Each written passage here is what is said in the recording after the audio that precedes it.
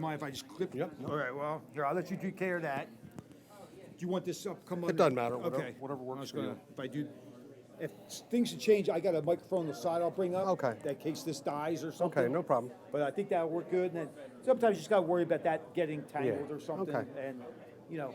Okay, well, thanks for having us. Oh, thank you. I never saw any of these pictures. Didn't you? Yeah, that's a long time ago. That's Uncle Al. Oh, yeah, right. He raced at Hatfield, didn't he, a bit with that car? Yeah, probably, and then it went to Grandview. Yeah. That's Grandview there. But he did. Thought Yeah, he I did think race so, at yeah. Hatfield.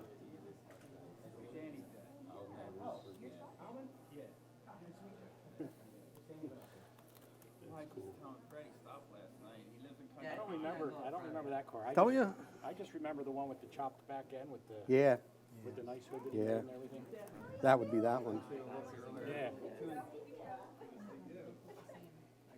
What do you want me to call you? It doesn't. Fred or Fritz? It doesn't matter. Fred's fine. Are you gonna talk politics in there tonight at all?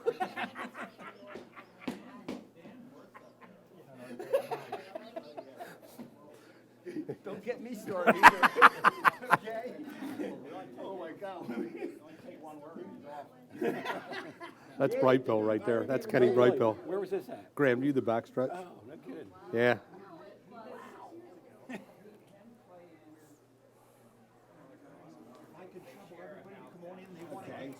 Who remembers the bike, the flat track bike race? Okay. Ready? Fred, Alex Frazier. Oh, hey, how you doing? Remember me or Yeah, I not? do. Yeah. From the Independent. I did Yeah, a couple yep. stories on you. With, it's a long time ago, isn't it? I know. How do you think it went so fast? It's crazy, How isn't is it? I it? didn't go so fast. It's like all of a sudden, after you pass 25 or 30, like, All them old people say, you think time goes fast now? See how fast it goes when you get older? You say, you fool as shit. Time is time. Well, man, they were right. You know what? yeah. I better get up here. Very good. Nice seeing you. Can't put it down then. Parking. Yeah. Yeah. I hear you. Yeah, no. What?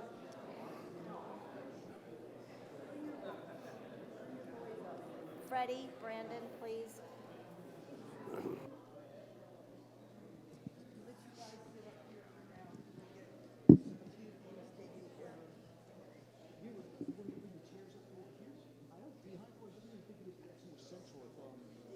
If you just want to do it from there. Yeah, the camera's over here, but we can move it over there. I just thought we keep it center. Yeah, we gotta do that.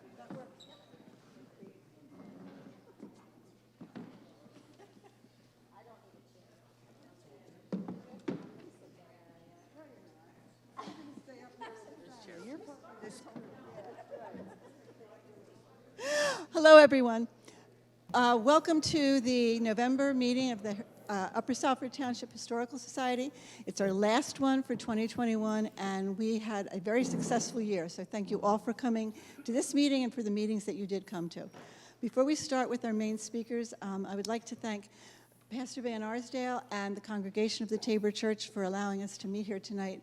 There's quite a crowd, and we knew that was going to be that way, and we would have been really squashed at the Township Building. So thank you very much for welcoming us in. Thank all of you for coming as well. There's a couple of announcements that I have. Upcoming events, there's a tree lighting at the Township Park on December 5th. There is a December 18th at the Old Goshenhoppen Church is the Wreaths Across America. There's information about that out on the table. Next year, our fire company in Upper Salford will be celebrating their 75th anniversary. So on May 14th, there will be a community celebration at the firehouse, and there's lots more information coming out about that. And next year also is the 25th anniversary of the Upper Salford Park. So the Parks Department is working on something for that. So those are things to look forward to. We are going to be planning our meetings for next year starting in January. There's a suggestion box on the table out in this, outside there. If you have any suggestions for topics, presenters, if you're wondering about something, let us know and we'll try to accommodate that. Right now, I would like to introduce you to our speakers. I'm not part of the Rahmer family, but I'm just going to give you a little bit of my history of the Rahmer family. from when I grew up. His grandparents lived a couple doors down the street from where I lived, and he had an aunt that was a couple years older than I, but she was one of the few girls in town. There weren't many girls. We were loaded with fellas, but not many girls in town. So I would be down there a lot. And his grandmother, Bertha, used to make the best Fastnacks. They were homemade potato donuts on Fastnac Day, and they were to die for. They were delicious. His grandmom also used to sew. She used to make dress sashes for, we used to call it Mommy Dots, but it was Cinderella frock in Red Hill. And that sewing machine would zip through those belt loops or sashes like you can't believe. And she would work them. She'd get bundles every week. And I used to love to watch her. She just zipped through them. It was really neat. And of course, his grandfather, I guess today you would have called him a general contractor, Luther.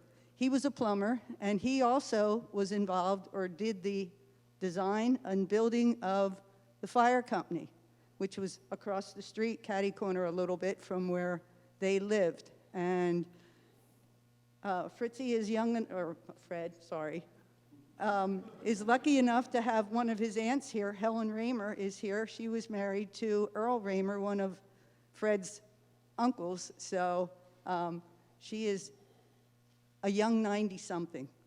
And she's sitting over here in the pew, and she's still getting around good, so that's a good thing. So I will turn it over now to Debbie, and thank you everyone for coming. That was great, thank you. Yes, I am Debbie Rahmer, and this is a little overwhelming, but I'll do the best I can. My husband will get into how the Rahmer family got started into racing, but I'm here to just kind of go over the stats of my husband and the boys. It's funny that you would call him Fritzy. I mean, I only know my husband as Fritz.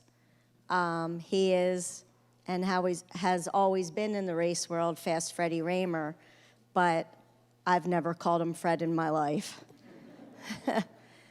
But I do have autograph cards out in the hall, and I do have his stats.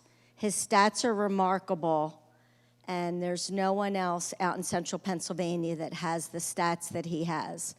And it's very noteworthy. I'm very proud of him, and I'm most proud of our children. So he would never get up here and tell you about his career stats, so that's what I'm here for.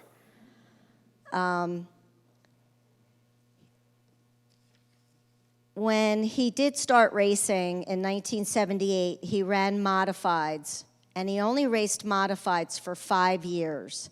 And in those 5 years, he has 7 championships and close to 100 wins. 45 wins at Grandview Speedway in 5 years. Some people go their entire career and have 45 wins. He transitioned into sprint car racing in 1986. He went full-time, and he'll explain that transition and how he got involved into sprint cars. While he was racing, he was also working full-time. He didn't go full-time racing, meaning as his full-time job, until the year that the triplets were born in 1996. He was racing for Al Hamilton that year. It was his first year with Al, and I was thrilled that he was going to be a full-time racer because he was there if I needed him for the kids. My cousin did come in and take care of the kids, and I went back to work after 8 months. And I think we did a pretty good job. So after he went into sprint car racing, I do have some of his stats here, and I won't read them all, but I'll read the ones that are most important.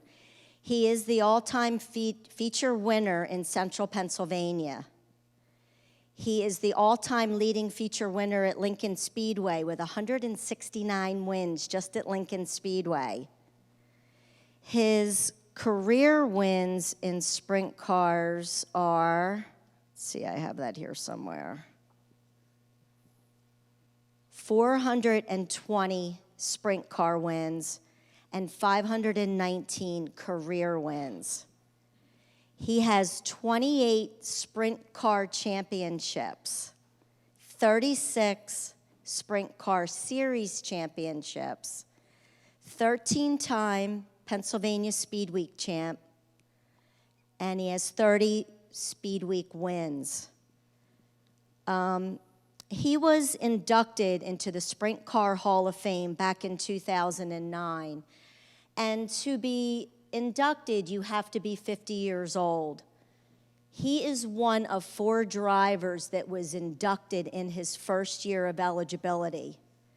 And I know most of you, because I know most of you here will know these names, but you're talking about Steve Kinzer, you're talking about Sammy Swindell, you're talking about Kenny Weld, and my husband, Freddie Rahmer. In 2012, the Area Auto Racing News was 50 years old, and they did a top 10 driver ranking. We were at the motorsports show, and they were announcing the drivers. Fritz was ranked number 6 during that 50-year career. He was the only sprint car driver that was ranked in the top 10. He has 3 Australia wins, and quite the impressive list. The enormity of it is overwhelming. When you get in your car and you drive 2 hours up the turnpike and 2 hours home, sometimes up and back, Friday night, Saturday night, and you ask yourself why. It's kept us together as a family. It wasn't easy for us to have children, and when we did, we had them all at once.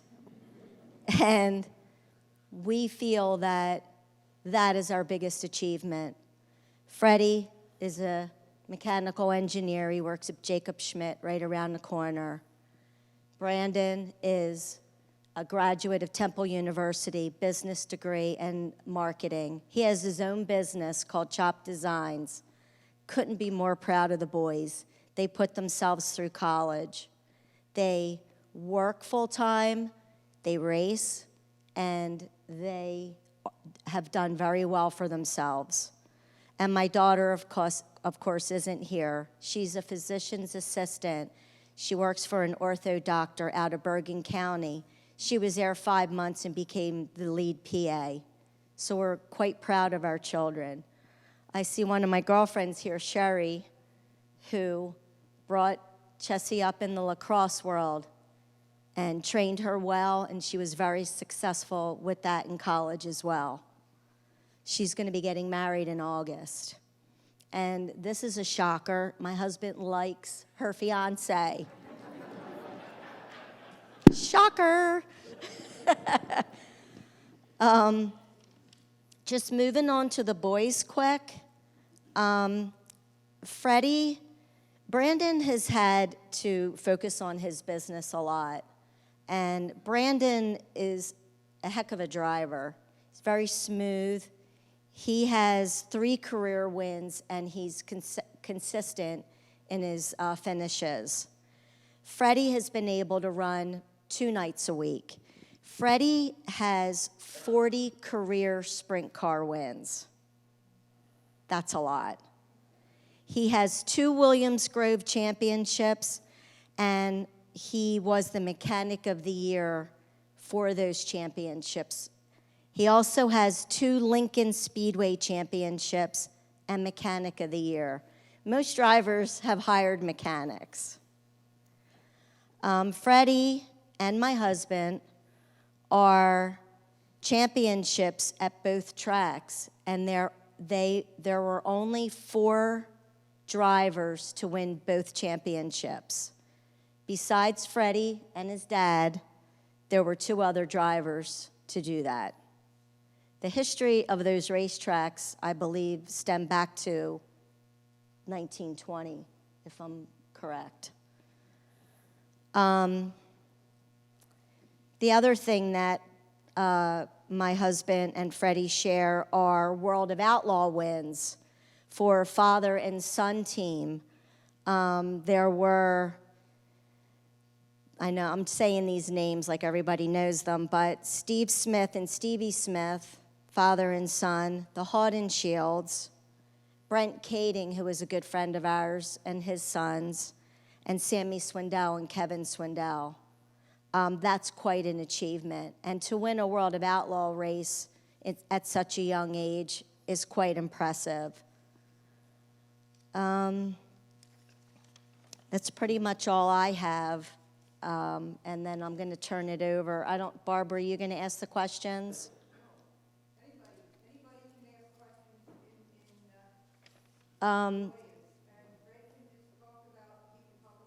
Okay. Yeah, I got into racing. My father, my uncles, and everybody was involved in it. Uncle Al, Uncle Earl, my Uncle Norm McLaughlin was involved. Pete Damiani, which everybody here probably knows, right up the road. You know, Timmy Damiani, Roger Richter. If you lived around here back then, it was about racing, you know. John Haynes, everybody, you know. It was a really good time, and we had a lot of fun doing it. And like my wife said, we spent so much time together as a family, my kids never had a chance to get in trouble. So I think that was a total plus for us. But all my uncles, Uncle Al, he ran really well. Uncle Earl always had his car for him. Paul Dice, who was a local Mason, was the owner of the car for a long time. You know, my dad doing it got me into it, and I do it way more than him. I raced with Ricky. Ricky was probably a better driver than I was, but I just stuck with it longer.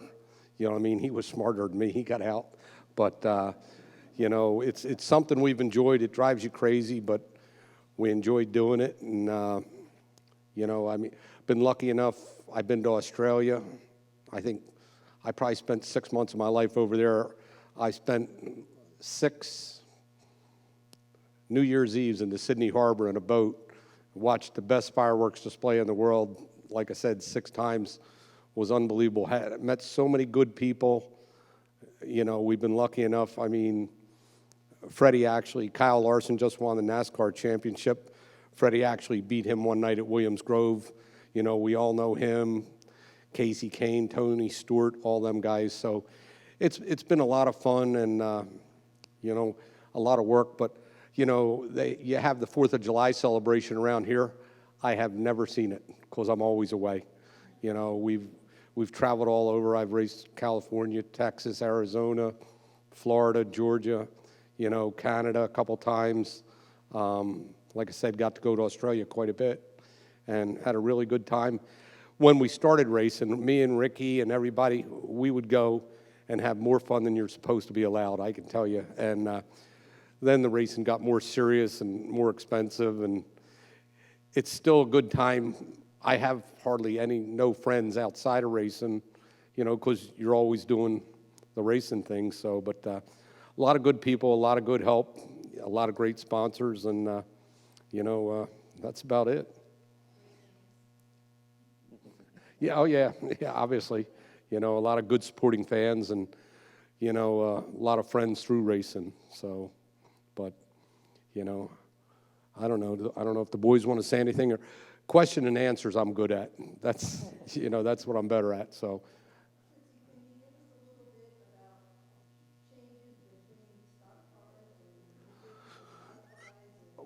Well, I was running at Grandview, and the track announcer paid them. I was running pretty good at Grandview one year, and they paid somebody to give me a sprint car ride on a Sunday night.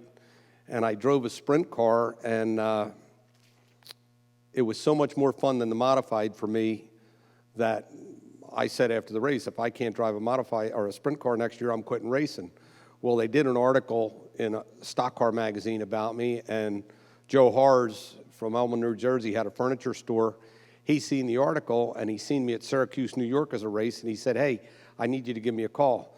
Well, Joe gave me a call, or I called him, and I ended up driving for him for 1 year and got into sprint cars, because if I had to run modifieds, I was quitting, because they were too much work, and the sprint cars, for me personally, were way more fun. And I ended up driving for Joe, and we did okay, nothing great. Then somebody offered me what I thought was a better deal, which turned out to be the worst deal I ever got into. Somebody from New York offered me a ride and was going to do this, that, and the other thing, and by January, they were dead broke. So we had to carry the car for the whole year. We made it through, and Donnie Kreitz's mom and dad had a speed shop at the time. Donnie was a really good racer at the time as well. And they said, we'll help you keep going. You have to pay us back before anybody else gets anything out of this deal. We made the whole year, and then I think I started driving for probably Cooks or Bud Lawrence, yeah. But the whole thing was, after I drove a sprint car one time, I never wanted to run modifieds again. And modifieds are great racing. It just wasn't for me at that point after that. But it was great, and it's such a different experience, and there's so much less work. To do it as long as I did it, if I had to do it on a modified, it would just wear you out. But it was the best thing that ever happened. Like I said, I got to basically run a whole career from 96 basically up until 2013. I didn't have a real job, and I sort of scammed my way through. So, anything else, Sarah?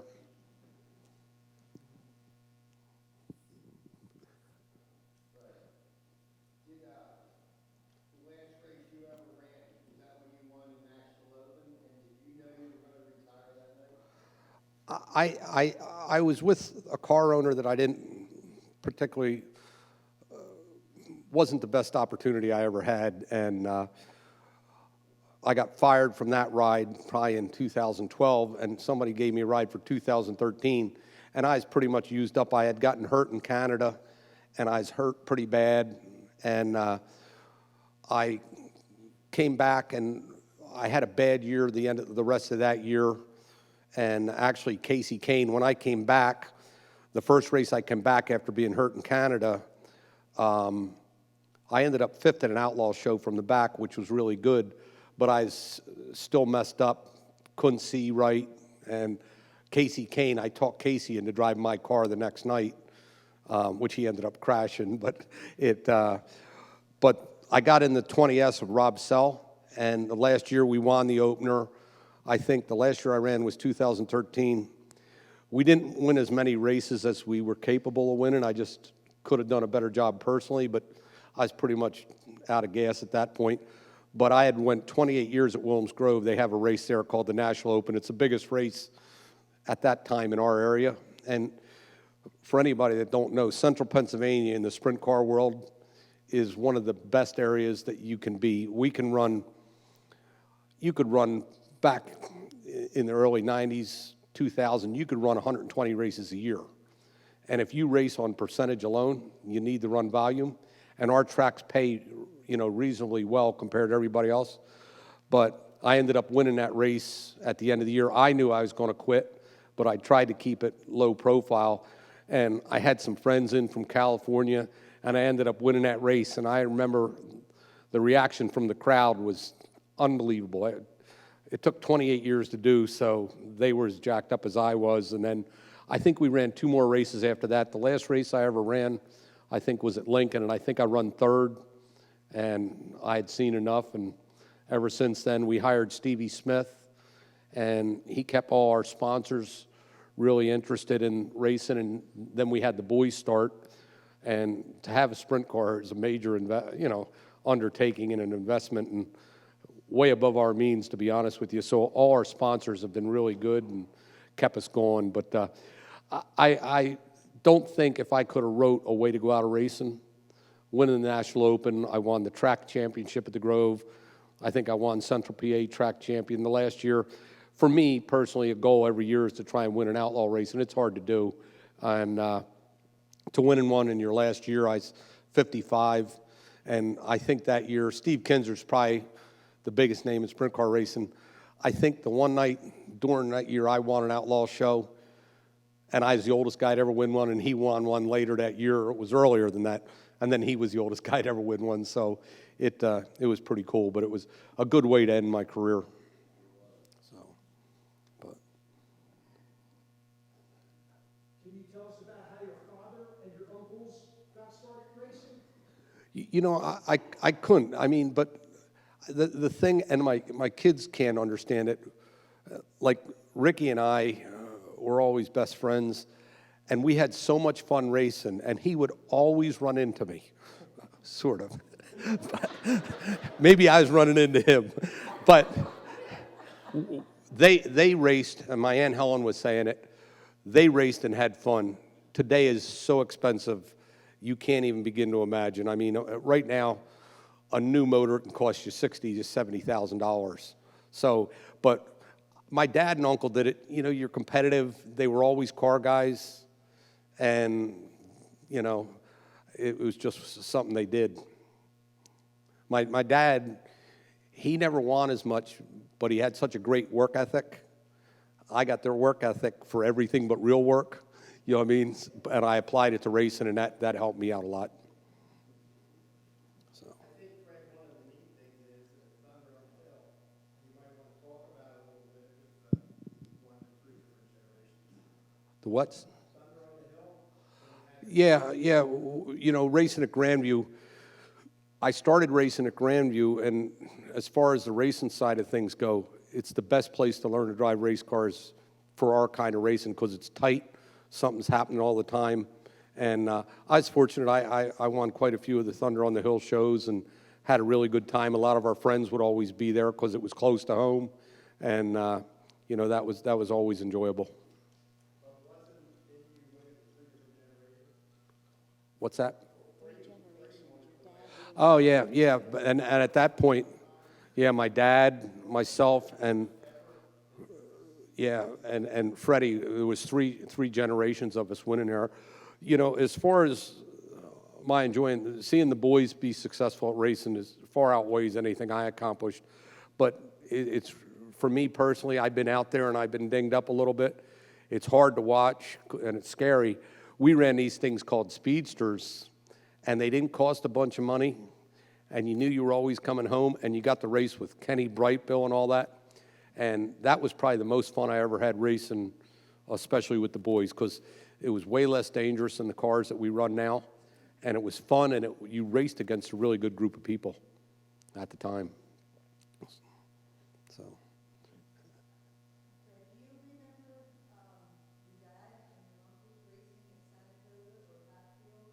No, I think I went to Hatfield one time, but Saratoga's way before my even time. You know, yeah, it's funny. My dad, I think he would work on the car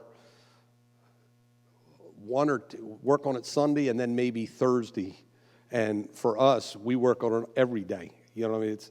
It's so much different now. It's just unbelievable.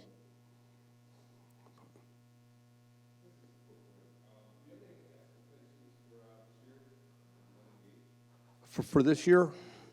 Yeah, I mean, both the boys got different rides, and I think it should be better on all of them because for me, as the owner, you always got to worry about the dollar, so it puts extra pressure on them. Freddie, he's run for Rich Eichelberg, who's a businessman. John Haynes knows him, and he's a really good person. He's run for him twice so far this year at the end of the year, and has had pretty good success already with that. So that's looking really good. And Brandon just got a ride with a guy that has a good car as well. So I myself, you know, have the same expectation you always do to win every race you go to and, you know, suck it up when you don't win and come back the next night and try and win again. As far as we just finished up on Saturday, but as far as goals for next year, someone taught me to always write down goals if they're short-term and long-term, whatever, and then somewhere you can always see it to remind yourself to keep pushing, you know, through time to get to that. But I'd say for next year, probably to try to win 10 or 15 races. You know, this year I didn't win as many as we should have, not even close to the year previous. I mean, close to the year previous or the one before that, but like to win some more races. And, I mean, we pass a lot of cars all the time. We just got to get positioned better for some nights. And as a driver and as a person, maybe, I'm getting better and growing up with things a little bit. And just when things go bad, just rebound a little bit more and not carry it into the next week or whatever. So I think we can win 10 or 15 races with Rich and with our car some, and just looking forward to it. We ran twice there at the end of the year at Susky, and we got third and fourth, but we started back pretty far. So he's excited, and so are we and my family to race with him. It's pretty cool because he's 7 years old and I'm 25, but it's like we're just as excited, you know. It's like two different, you know, ends of the spectrum. So I can't wait, really. We just ended, so, but it'll be back before we know it.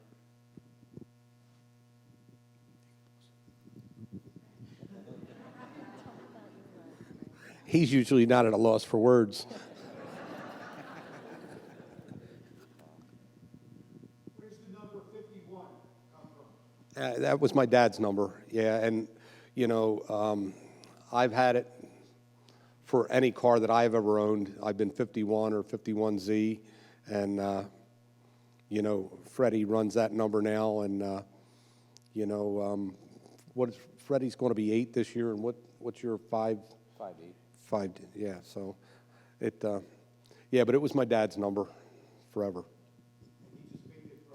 You know, I don't know where he got it, you know, and I think, and I can't say for sure, A.J. Foyt was 51 for a while as well, and it might have been from that.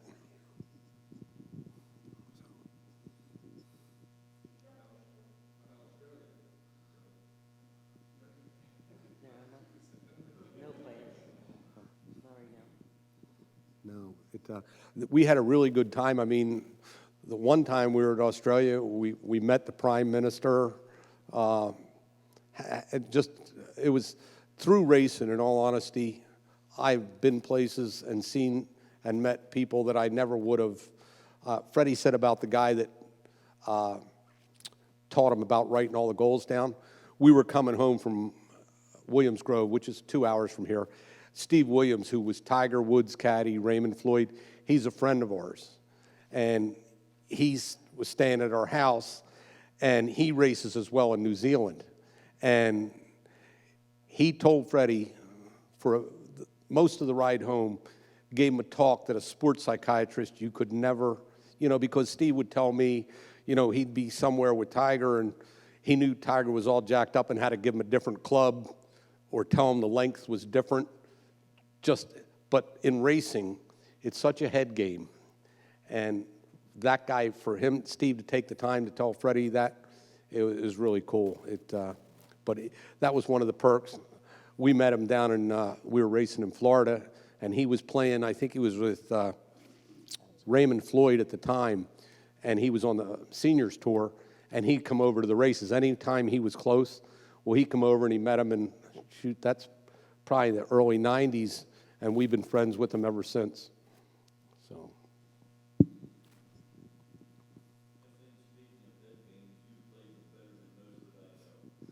Yeah, it's you know, in racing, it's and it's worse now than it ever was. You know, if you can psych out the other guy a little bit by just playing games, and yeah, it's all a game. Yeah, it's a lot of fun. Again, and Ricky, he looks like he's about to fall asleep. He's usually in bed by now. You know, I think he's 4 years older than I am, but we always had a good time. One time, and this was the one time I ran into Ricky. We were going out whitewater rafting at the Yuccogainy River, and I drove over him for the win, and we had to drive 3 or 4 hours in the same vehicle, but I told him it was his fault. It was all good.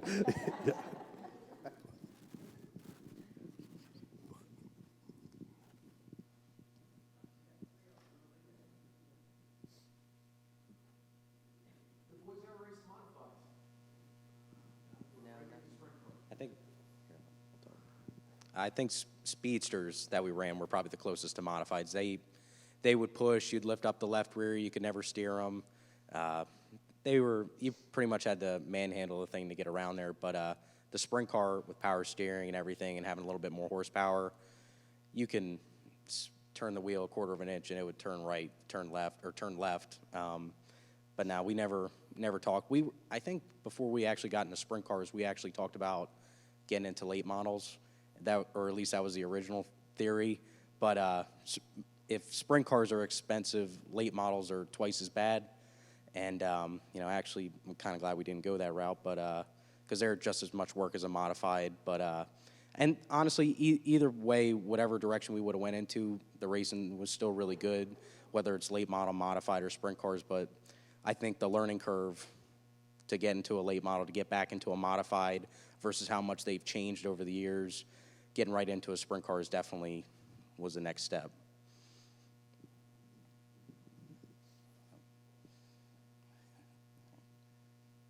Is Deb coming from a race family?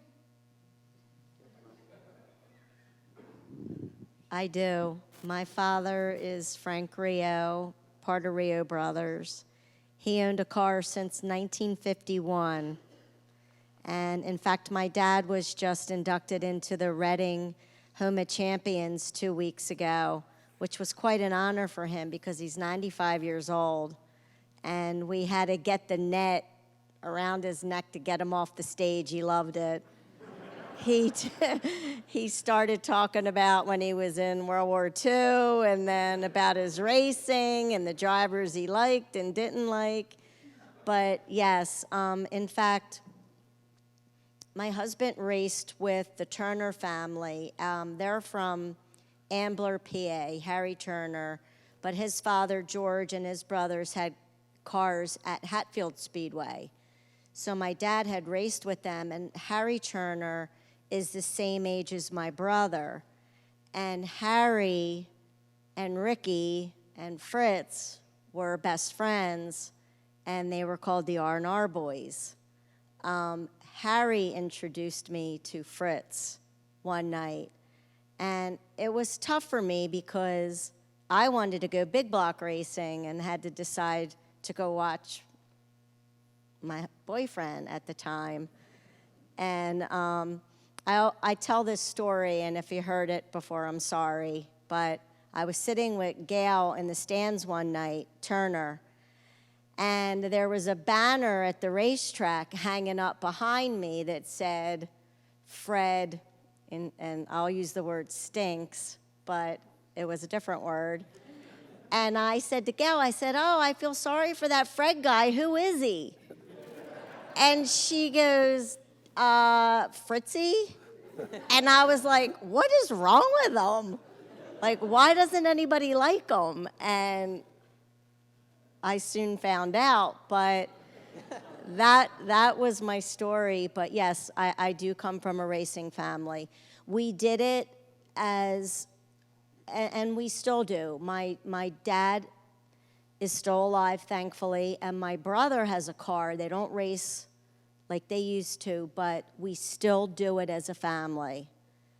And there wasn't a weekend where my mother didn't make spaghetti for the whole pit crew, and I do it. And I don't, I go down to my mother's and father's on the weekends, but I love nothing more than being with my family.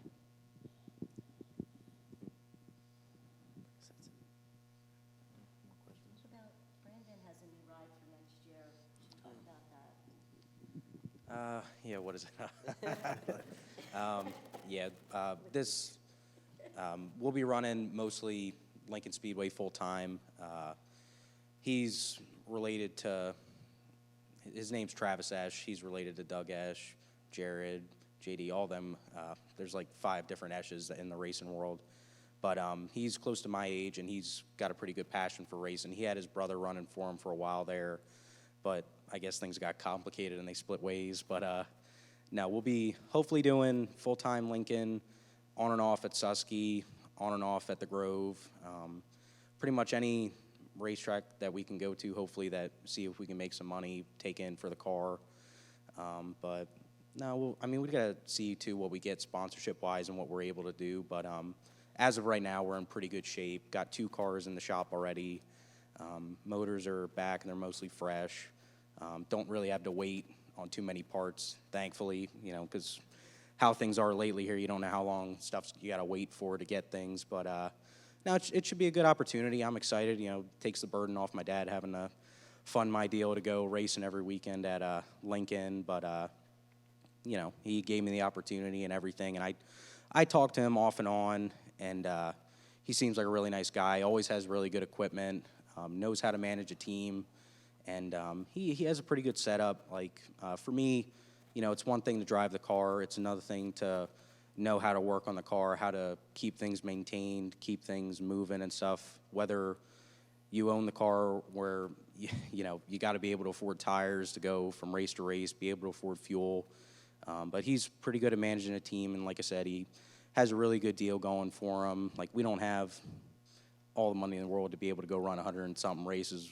You know, that'd be nice, maybe if I hit the lottery or something. But, you know, we should be pretty good, hopefully, right out the gate with what we're going to be able to do. You know, we sit here and just thinking about it.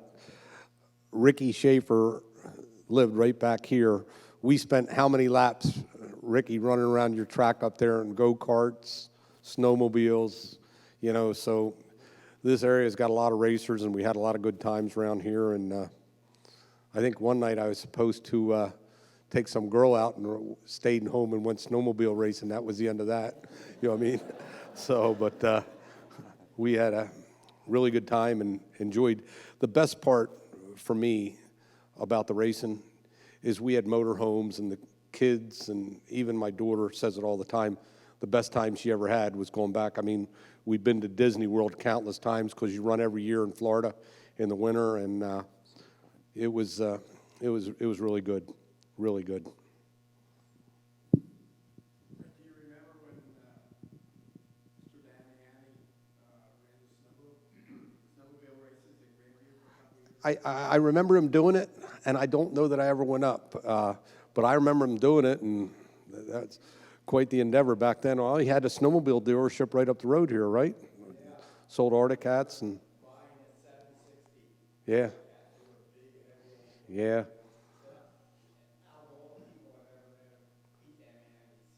Oh yeah, yeah. All the Damianis were great people, you know. Anybody else got anything?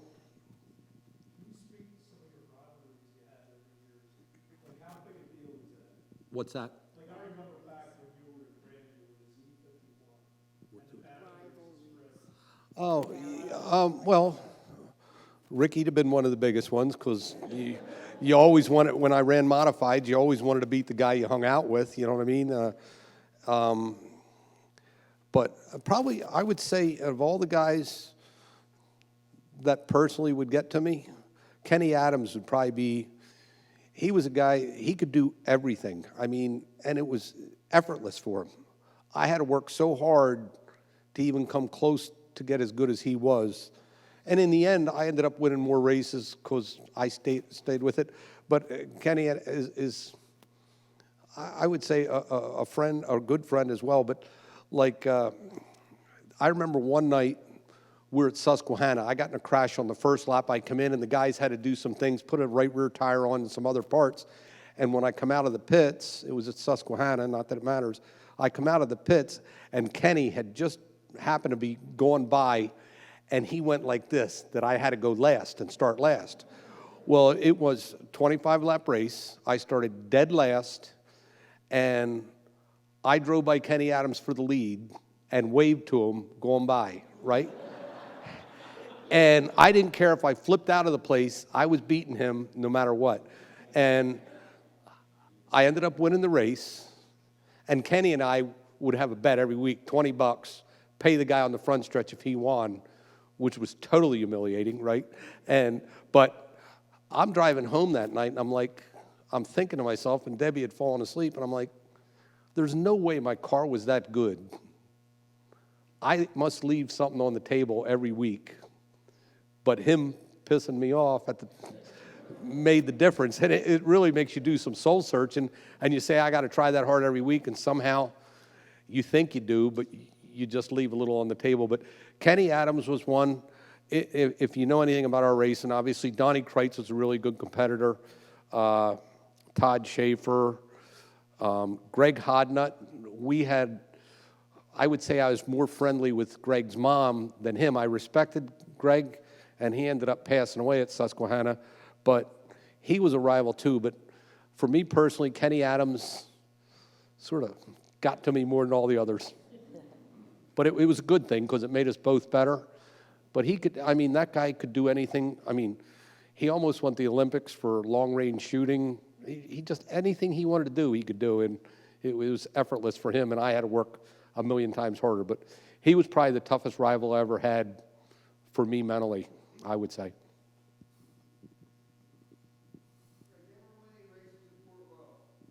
Oh, yeah, I think I've won their biggest race 4 times. The Tuscarora race, I've won that 4 times, and we never raced there much. I always liked racing the short tracks more, but Freddie was able to win some races up there as well. They changed the track now, and it's a little different. You almost gotta sort of run way past out of control, and it's a little uncomfortable to watch because it's really fast up there. You could really get dinged up in a hurry, but as a lot of tracks are, you can get hurt at Grandview. But yeah, no, I've won at Port. I've won at all the big tracks. But I enjoy the short tracks. I do enjoy Grandview and Susquehanna and, that Lincoln and them places a little bit more. Yeah, won there. I know I won 4 of their biggest races and numerous other ones as well.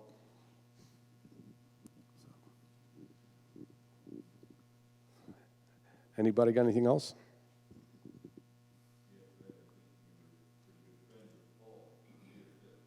What's that? Yeah, Paul Lotier was a good friend, is a good friend, and he got paralyzed out at Sharon Speedway.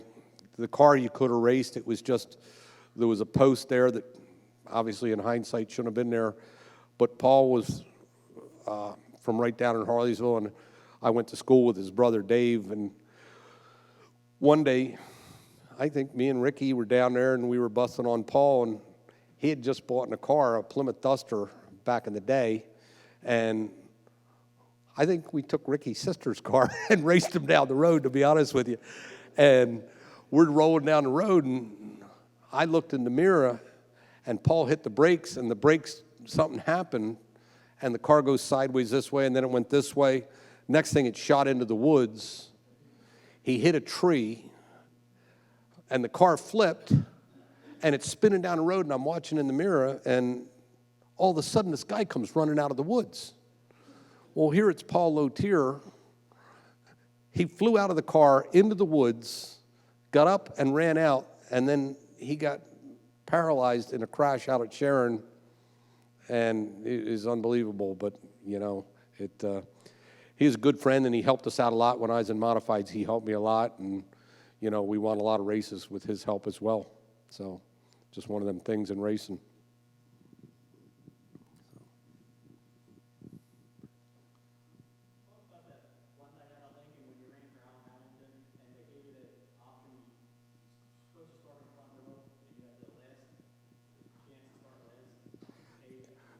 Yeah, we were racing a race at Lincoln, and it was probably 5,000 to win or 3,000 to win, but if you chose to go last, they'd pay you 15,000 if you could win a race. Well, you wouldn't know Al Hamilton, but he was very well-to-do and a good guy and a real competitor.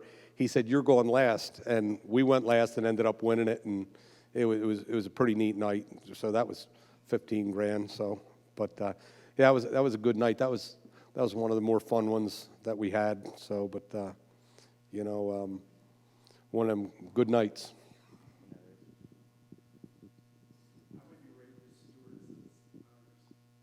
What's that? Bob Stewart was. He's another one. He's actually, I guess, one of your competitors. I guess, huh, John? And he was a really nice man, or is a really nice man, and I drove for him for quite a few years as well, and we actually ran a whole TV series out in Arizona the one year, which was really a lot of fun. I mean, way more fun than you're supposed to have, I think. But I think Bob was one of the better guys to race for. They were one of the few guys, they had their own engine dyno, shock dyno. Bob, again, he was pretty well-to-do, and he would get what you needed. Didn't overspend, but I still enjoyed talking to Bob, and I would say that was probably one of the better rides I had. It was a really great opportunity. They had great people working on the car.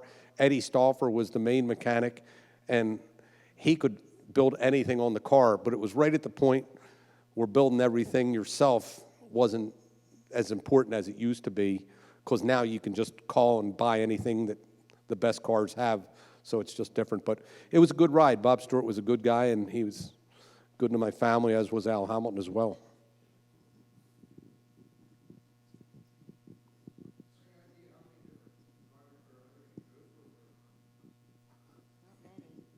How many owners you drove for? You know, really, I think I drove for, I don't know. I don't know the number, but almost everybody, with few exceptions, I drove for a long time.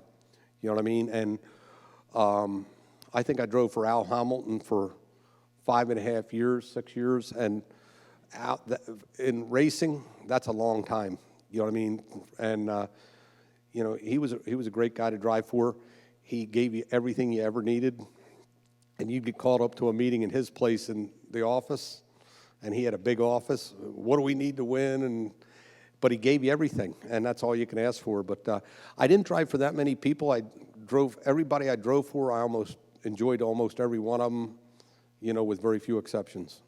And we're still friends with 99% of them. All my sponsors are still on the cars for all the years. I have one guy that he drove down from Boston. What is Dave, 80 years old? All but 80 years old. He gets up at 3:30, drives down from Boston, goes to the races, and drives home and is back to Boston the next day. He walked up to me in Florida probably, I don't know, 15 years ago and said, "Fred, I'm Dave Pritchard, and I'd like to sponsor you." And I said, "Oh, yeah, cool." You know what I mean? And I thought, another lunatic, you know what I mean? And 15 years later, he's a great person. I mean, a very successful businessman and unbelievable, just a great hard worker. But everybody I've been with, I've been fortunate enough to be able to stay with for a long time. All our sponsors, all the people that we've been around. So I've been very fortunate in racing. A lot of people jump around to a lot of different rides, and I was lucky enough to stay at the same ride. And the biggest thing was being in this area was really good because there's so much racing.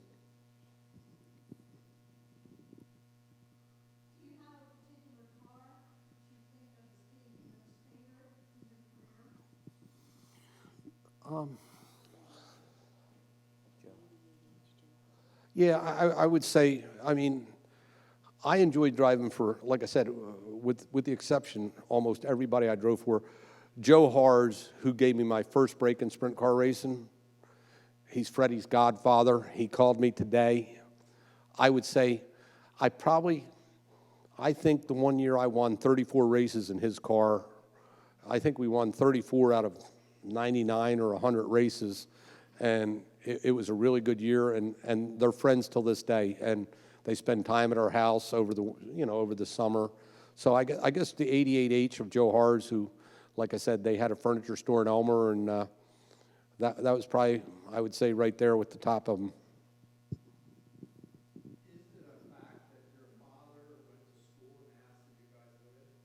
What's that? Did your father go to school in the house we live in? Yeah, I mean, I've lived in the same house just basically my whole life, and my dad, it was a one-room schoolhouse. We still live there, and my dad bought it and made it, into a single home, and, so yeah, I've been there. He went to school there, and I'm speaking at the Historic Society, so I've been around too long, I guess. We have a picture hanging in our house with Uncle Earl, Uncle Al, and Dad, all in the same class.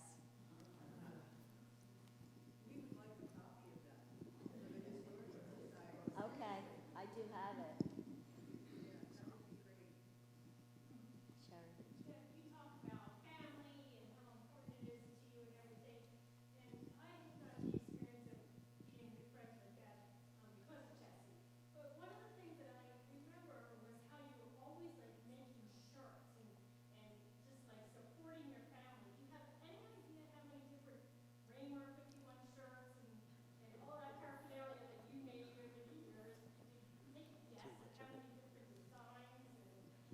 Well, it's funny you say that because I think I'm on my 6th quilt of T-shirts.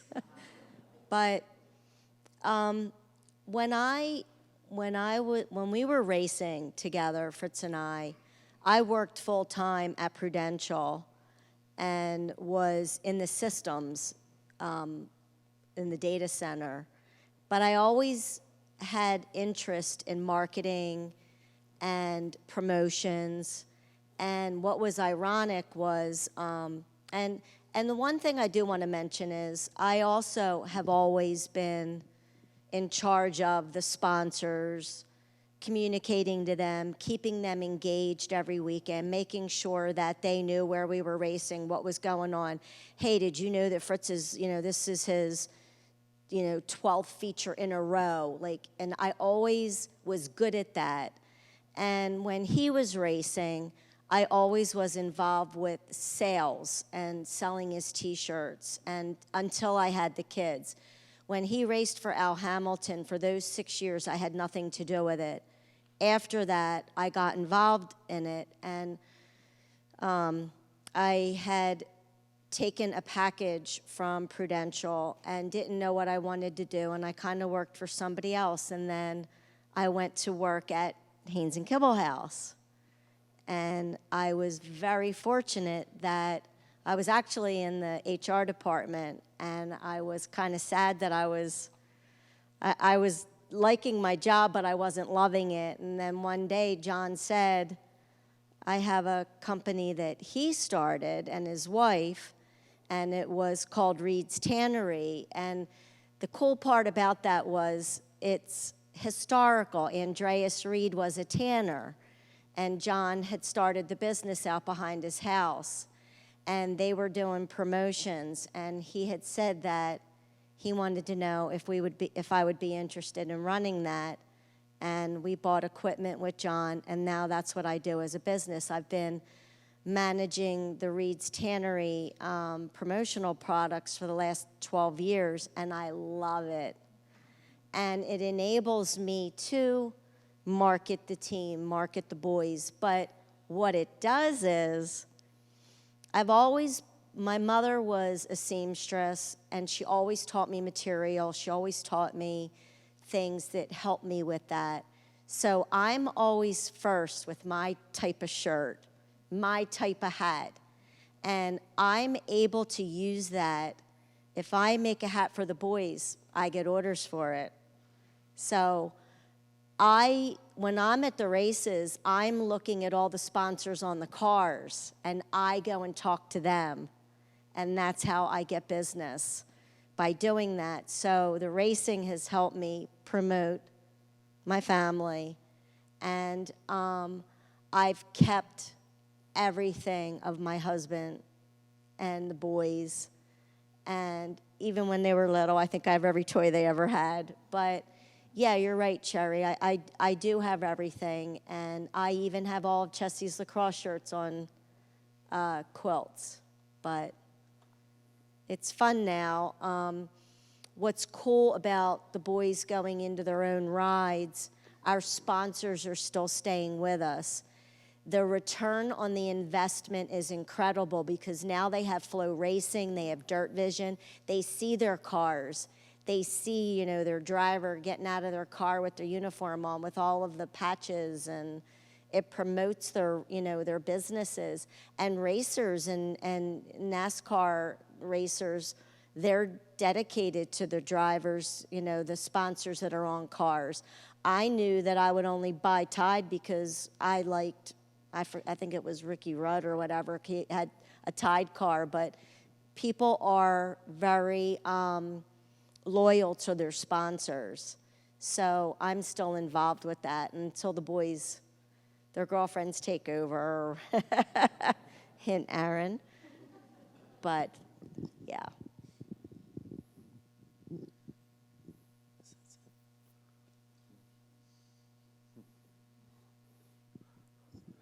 I think Ricky should come up and say a few words because he was sleeping back there. No, anybody got anything else?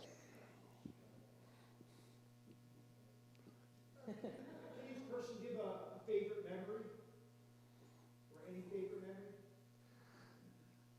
you know, for me, I mean, personally, on my side of racing, probably winning the National Open the last year I was, caused a lot of friends, and truthfully, you know, as a racer, obviously you enjoy the fans and all that, but the fan reaction that night for me, because I've always been the bad guy, you know, and it's a job somebody got to do, and I did it pretty good. So, but that night they forgot I was the bad guy, and that was really good. Seeing the boys win, seeing Freddie win an outlaw show. If you don't understand our racing, the Outlaws are the marquee, and you only get so many chances to do it in our area because they travel all over the country. So seeing the Outlaw win that he got was probably the most emotional I ever got at the races, and that would be one of them.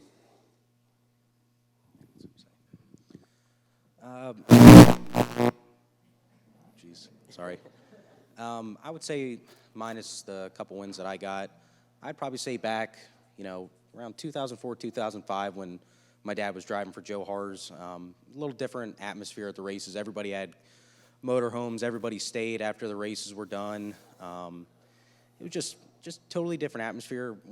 Nowadays, as soon as the race is over, everybody already has their car loaded up and they're ready to go to the car wash or get prepared for the next day. But back then, you know, you got to see everybody at the races. You got to spend time with them. Everybody stayed, and I was too young to party, which kind of sucked. But you know, to me, it was a good atmosphere. It was cool.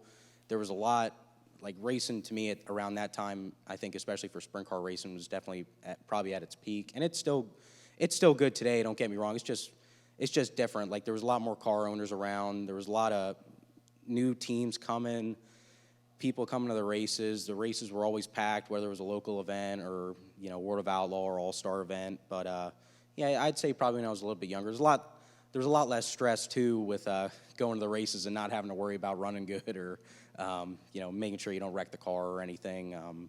And after the race, I could go to bed. Now I gotta drive 2 hours home, get the car washed early in the morning, and then start prepping for next week. But yeah, I'd probably say that would be my best time.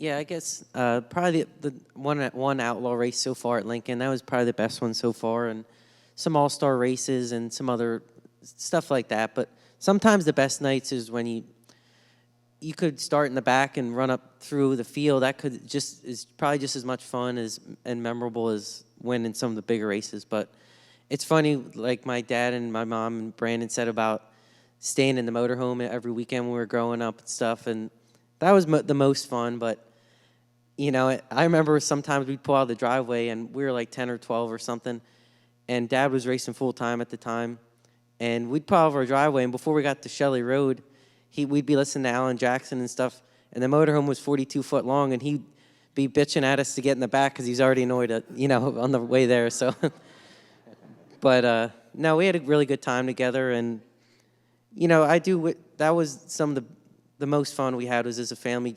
We'd go there on Friday and race Friday, Saturday, Sunday, whatever, and we'd hang out afterwards Sunday and come home Sunday at some point, and just good time being with everyone. And my sister lives a little bit away now, but most of the time we're still always together as a family, so that's pretty cool. We get to do it together, and up until this point, I got to race with Mom and Dad and Brandon around helping, and a couple of our good friends. And everything I've done as a driver so far anyway has been with my dad, which is really cool. And it's weird helping him, you know, since I was like 10 or so, you know, it meant a lot to when he would win races or whatever and accomplish things. And then when I got the chance at it, it means even more to know what he did, you know, being in those shoes. So it's just all good, and we got a lot more good chances to have a good time and be successful. So just looking forward to that. Freddie. You know, things you say about remembering. I remember one Friday afternoon, it looked like it was going to rain around here. It was toward the end of the year, and there was a race going to be in Hagerstown, Maryland, and it looked like it was going to rain out. So one of my friends called me and said, hey, there's a race in Dallas, Texas. Why don't we go to that? Right? And I called the guy that we were driving for at the time. I said, hey, is it okay if we go to Texas? And I picked Freddie up at school at probably 11 o'clock, told him they had a doctor's appointment. We left, and this is the truth, we left and drove straight to Dallas, Texas, got a hotel, got a shower, went to the racetrack, raced, went back, got a shower, got back in the truck, and was home Sunday night. And of all the crazy things, that might have been one of the crazier, because we were coming across Tennessee, and I'm driving the truck, and it was a tractor trailer at that point, and it was like, oh man, that might be the dumbest thing I've ever did. The one thing that when you sit here and think about memories, we were driving for Joe Hards at the time, and we went out, and one of the biggest races of the year is the Knoxville Nationals, and we won our preliminary night. And our preliminary night, we won, and then it started raining. So we're out, there's an area right off the fourth turn where all the motorhomes, and they get a lot of people for our kind of racing at this race. And Tony Stewart was out there, and Casey Kane, and they're all out of our motorhome. And we were drinking and having a pretty good time. And one of our real good friends, Jimmy Carr, his dad makes this fruit, and it's not the best fruit for you. Well, we're driving home on Sunday, and Tony Stewart's running Watkins Glen, and he ended up winning. And they said he's running with the flu. Well, I can tell you for a fact he didn't have the flu, without question, because he was there on Saturday night. He has a jet, flew to Watkins Glen, and he was hungover bad. That was the problem he was having. It was a good time. We've been very fortunate in racing, and like I said, we stuck to it longer than a lot of guys do. But all the good memories we have, we had together for one, and got to meet a really good group of people and had some really good times. But there's give and take to everything. But I would say it was pretty much all positives.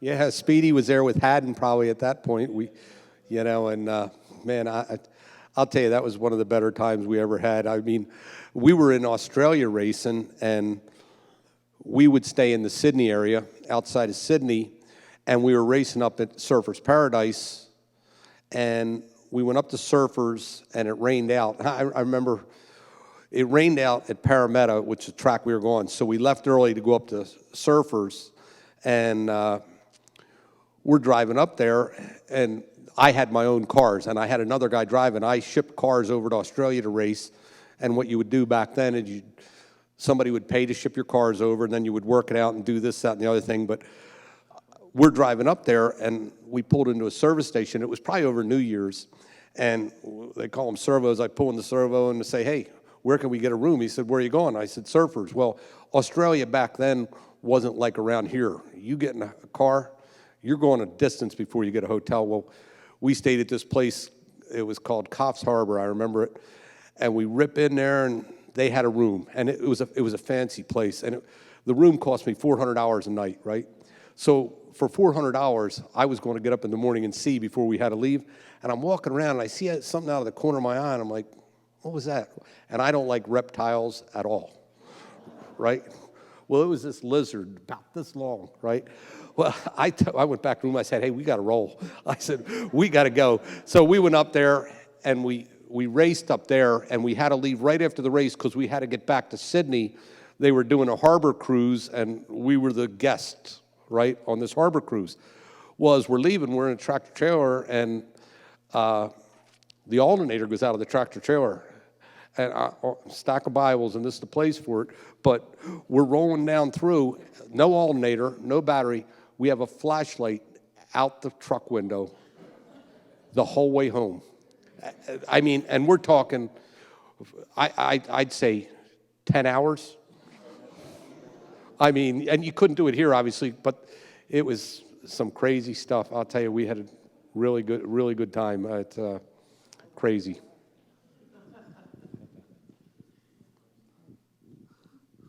I want to just say something. He says that he's the bad guy and somebody had to be it, but when he would race, he was relentless with not giving up. Of his career wins, you're handicapped when you're racing. The more you race, the better you do, the further back you start.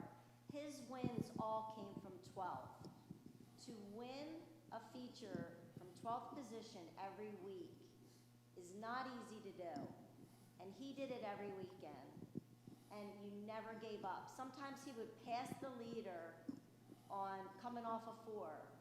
And because I would be in the stands, I would find out why somebody didn't like him. Oh, well, he passed my cousin coming off a 4, and he did a slider on him. I mean, that's the reason why people didn't like him, because he was beating someone that led for 23 laps, and here comes Fred Rahmer. He wins a race. That, I think, has been the most enjoyable thing, because it's the outcome of his hard work. It's making sure you have all your parts maintenance, your car's maintenance, you're practicing how to fix your car under red flags. I mean, they change engines in what, 16 minutes? I don't even know. Like, take out the trash, I don't think so. But we can change an engine. They could walk by the trash bag 4 times. But that engine's changed. Sorry. But I'm just saying that it's that hard work ethic that comes from being a Rahmer. I also have to say it's also being a Rio in there too. But that is one thing. When my father-in-law used to come to my house, I'd say, Dad, I have an electrical problem. He'd fix it. Dad, can you do this? He could do anything. He only lived to be 64 years old, but I have more memories of my father-in-law. I wish he could have met my kids. But one of the things was, he was always down in that garage, and he had all his friends there. My husband's the same way. You look in this room, Ricky, Shorty, Bird, everybody's here, same friends, and that's a lifetime. That is an achievement. That is what I love the most about our family, is that hard work ethic and the friendships that you have and you keep. Community. I try to teach my kids every year, you give back. We support every year and make sure that the race team is giving, doing, collecting, and that's part of what they're going to continue long after we're not going to the races. That's what's most important. But it's the hard work that got him all those wins. Sorry, that's my soapbox. I have a question for Brandon and Fred. Since your grandfather and your Uncle Frank have a modified, your dad touched on the modifieds earlier, would you ever consider sitting in that car and going competitively racing once, twice, either of you? And Debbie, how would you feel about them driving for your father? I mean, it's definitely like not past my mind trying it. I definitely think they put on great racing. It definitely, like for a sprint car, you're always leaning left, and like you said, the car's turning a lot easier. Modified and stuff, you're rolled up, and it'd be a different feel. But yeah, I mean, if I'd be given the opportunity and stuff, it'd be cool to try. I definitely wouldn't want to say no to something like that. Yeah, I would probably do it. I mean, I would practice it at least. I don't know about racing, because to realistically have a good chance of, at this point, I would like to be competitive and have a chance to win every time I go to the races. So I don't think I would realistically have that chance to run the modified. But I don't know. I think my pop, even at 95, would be tough to drive for now. So I'd probably even let that go.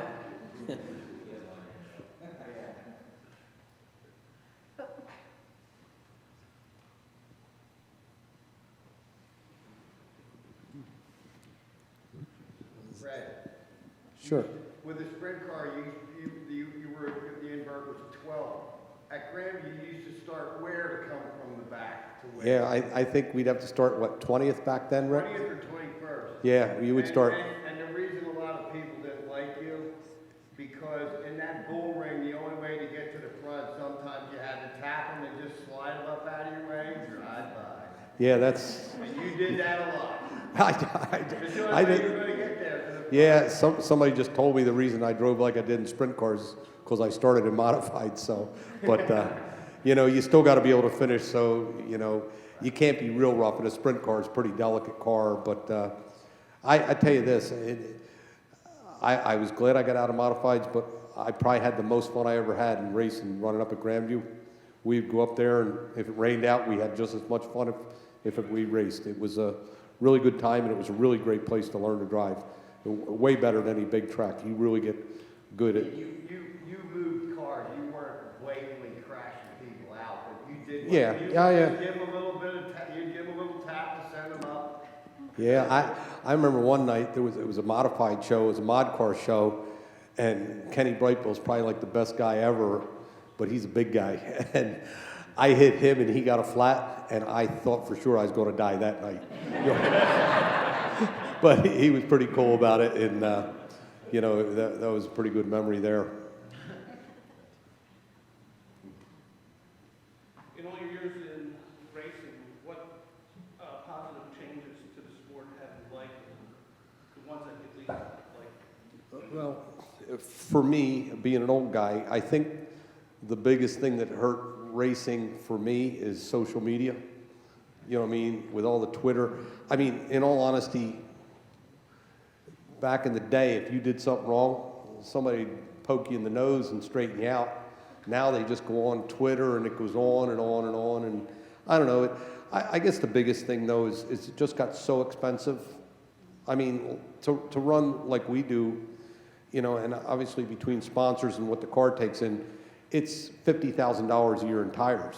You know what I mean? Just to race. And it's just so much money to go and field a car and sit there and act like you're having fun, unless you're a millionaire. And it's pretty tough to do, but that's what you do. And we were lucky enough to get through it through all the sponsorship we have and all that. But it is very stressful. And back in the day, you could go, I remember, I won what was the biggest race at Grandview, the 76er, and I didn't have no money, and I went up there and I told the guy that had the tire truck, I said, hey, I'm going to buy this tire. I said, but if I'm starting way back, I'm going to bring it back. Well, I think I started 30th or 33rd or something somehow. And I said, I'm not putting a new tire on. Well, I won the thing on the old one. I was just lucky, you know. But back then you could do that. You can't do that. You got to be on your game and spending money all the time. So I guess like everything, money wrecks everything.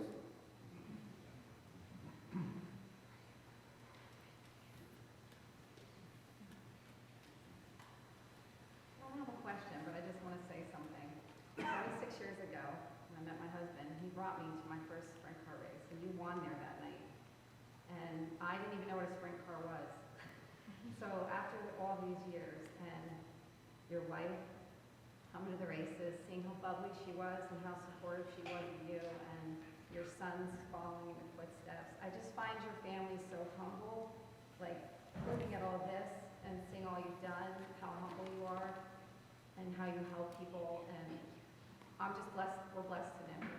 So I just thought I'd have to say that. Thank you.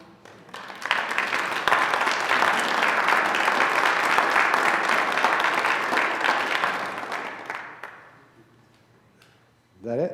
I'd like to just say, it was very hard trying to get you to get here, but I'm glad you did, because I really enjoyed meeting your sons and your wife, and I'm glad you came. I really enjoyed it. Well, I appreciate you having us.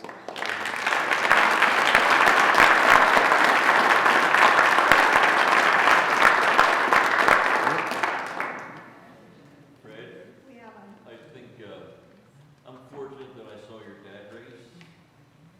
I saw you race, and we were up at Mahoning Valley one time when your dad was racing. I was sitting in the stand with you and your sister, and your dad came out for the feature race, and you were sitting there, just a little bit of a guy, and he says, "Oh man, he put it right there, right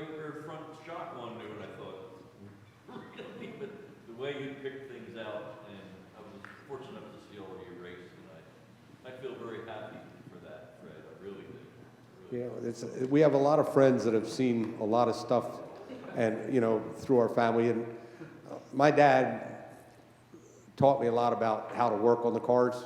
And like I said, he didn't race as much, but he taught me, and the boys sort of picked up on it as well. And we're again very fortunate.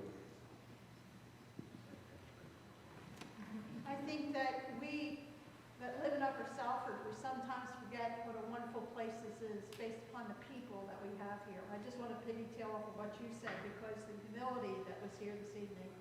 And you just think about, this is one story. And as a member of the Historical Society, I've got to tell you, the longer we're in this, the more and more stories we find like this. And these stories need to be told. And to be honest with you, we need more volunteers. Volunteers to help us videotape, volunteers to help us organize things, get in touch with people, make these connections, to let people see what this country really was based upon. It's based upon the people that are here. It's based upon your dad and your uncle and all the friends and family that are here. And we're losing sight of that. And I think that we have a place to stand up for the things that we believe in.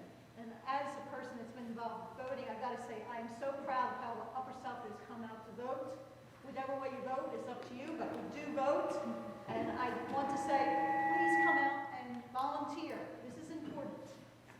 And we have a sign up for you to do that. Please go and pick up some of the free materials we have, which are leftovers. We just have too much of it. And just share the wealth. So thank you so much for being